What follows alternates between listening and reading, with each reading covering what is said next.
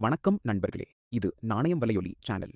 இங்கு தேர்தல் தகவல்கள், சுவாரஸ்யமான உண்மைகள் மற்றும் அறிவியல் தகவல்கள் எளிமையாக உங்களுக்காக சொல்லப்படும்.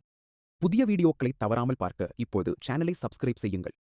இந்தியாவில் வாக்களிப்பு எப்படி நடக்கிறது என்று உங்களுக்கு தெரியுமா? முதலில் தேர்தல் தேதி அறிவிக்கப்படும். பிறகு வேட்பாளர்கள் தங்கள் மனுவை தாக்கல் செய்வார்கள். தேர்தல் நாளில் மக்கள் அருகிலுள்ள வாக்குச்சாவடிக்குச் செல்வார்கள். அங்கு அதிகாரிகள் வாக்காளர் பட்டியலில் உங்கள் பெயரை சரிபார்ப்பார்கள்.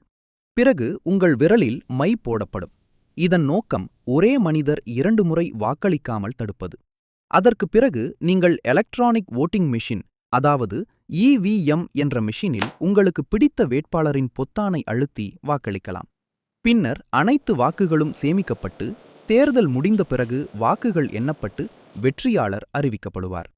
இந்த மாதிரி சுவாரஸ்யமான தகவல்களுக்கு எங்கள் சேனலை சப்ஸ்கிரைப் செய்யுங்கள்.